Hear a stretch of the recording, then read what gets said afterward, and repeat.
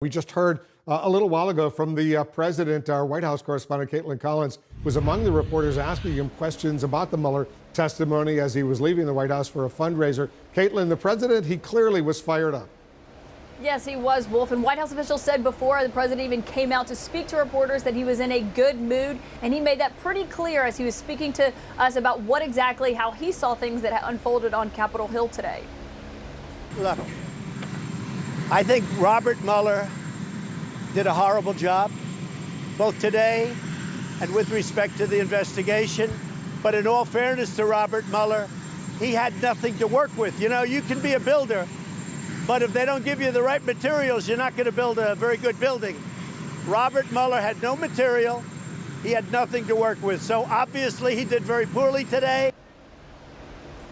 Now, Wolf, that is not the attitude the president had when he got up this morning, when my sources said he was calling people, talking to them, agitated about the fact that Robert Mueller was about to be on Capitol Hill. But now, after that performance, the president feels that the optics were in his favor today because he didn't think that the former special counsel had the performance he was fearing he was going to have, talking about the unflattering aspects of this report. So even though the facts of this report are no different, with the president now saying that even though before he's relied on this report to say he was exonerated, now saying that Robert Mueller doesn't have the right to exonerate anyone, the president is viewing this as a win, and he sees it as successful because he feels like Republicans were able to successfully turn the tables on the special counsel, on the FBI and the DOJ overall, and that's not what he was expecting when he went into today.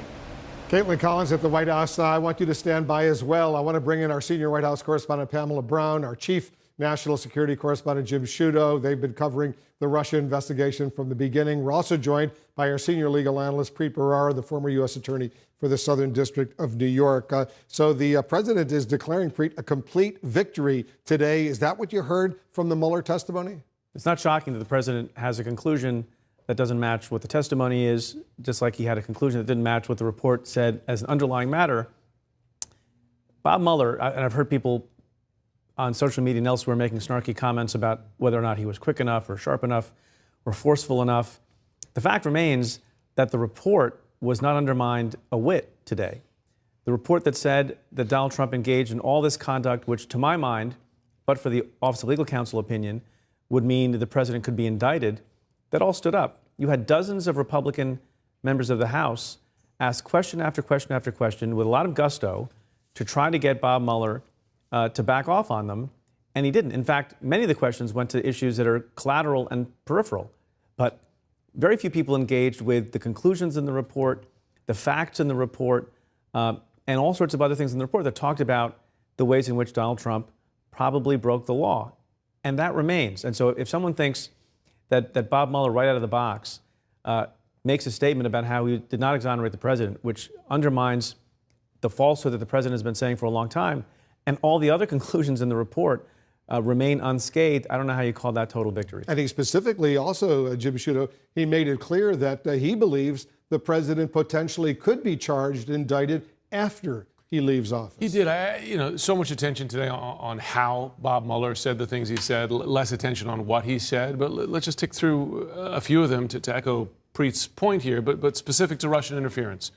He made clear that the president welcomed Russian interference and lied about it.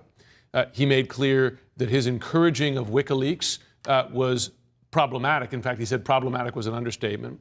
He said that Russia interfered to help Trump because it believed it would benefit from Trump's victory. That's something that the current attorney general says he's investigating, that portion of the intelligence community's conclusion. But Mueller said, in his view, that's the case. And this is also important. He said that interference is taking place as we sit here today, that we've looked at 2016, Russia continues to try to interfere in the election. What is the president of the United States doing to prevent that interference? There was no discussion of that today. In fact, the special counsel made clear that the president has raised the possibility of making that easier by making accepting foreign help the new normal. The president has said very publicly, well, listen, if someone comes to me with information, I might very well accept it.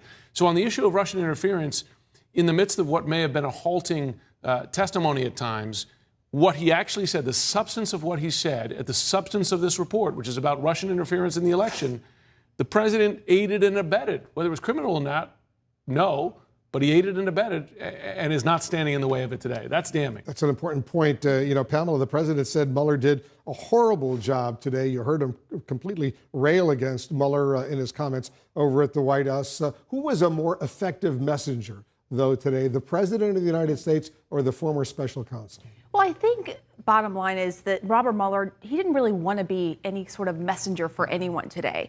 He was a reluctant witness. He didn't want to do this. He made that very, very clear. And what was clear to me, and that there were certainly times that he didn't have command of the material, but also that he wasn't trying to sort of play politics or help one side or the other or play along or take the bait. He seemed to be very committed to staying within the four corners of the report and not playing politics. President Trump, on the other hand, this is all marketing for him. He's trying to frame it a certain way as a win for him. They seize on certain parts, such as when Robert Mueller said that his investigation wasn't impeded, even though it is still, a crime to endeavor to obstruct justice. He seized on certain parts and tried to frame it as a win. And I think the bottom line is that people's views, in large part, were pretty much set before, and they will continue to be, And I think you heard that from Nancy Pelosi even today, that this didn't move the needle in terms of impeachment for the Democrats. The former special counsel repeatedly referred to the Office of Legal Counsel guidelines over at the Justice Department that a sitting president can't be charged, can't be indicted. If not for those guidelines, do you think the president would have been charged, indicted? I do. I believe that to be so. I mean, we sat around this morning after the Judiciary Committee hearing concluded, and to a person, I think, around the table, myself included, we thought that it was very significant the way that the former special counsel, answered a question from Congressman Ted Lieu that basically said, the reason you didn't indict the president was because of the OLC opinion. Is that correct? And he said yes. Now, he walked that back later. But there are all sorts of indications that what he lays out in the report is clear evidence, maybe not in all 11 instances, but in a number of the instances where all the elements seem to be made out and laid out in great detail, that those would constitute obstruction of justice, and that Bob Mueller has gone out of his way, bending over backwards, notwithstanding the attacks he gets from the president and the president's allies, to be fair to the president in light of the OLC opinion. And although there's this weird back and forth about whether or not, but for the OLC opinion, would he prosecute the president, I think based on the evidence in the report, based on the oddity of saying we're not exonerating the president, and some of that has come under criticism, which is arguable.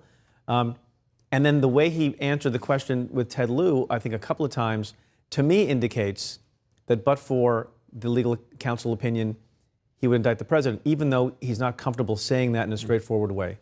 What's going to be the impact on campaigns now down the road when a foreign government or a foreigner says, I have dirt on your opponent? Listen, the president said he would accept it. You've had sitting Republican lawmakers say that they would accept it under some circumstances. And if they say it and they feel they're not going to face criminal charges, as this investigation showed, then this may very well be the new normal. And those were damning words, and I think disturbing, sobering words. It should be to Americans to hear the special counsel say, I fear that is the new normal. The law is clear on this. The law says accepting things of value from a foreigner is illegal. It's hard to prove that in a court of law. This special counsel did not prove it about the president, but this may be the new normal for us.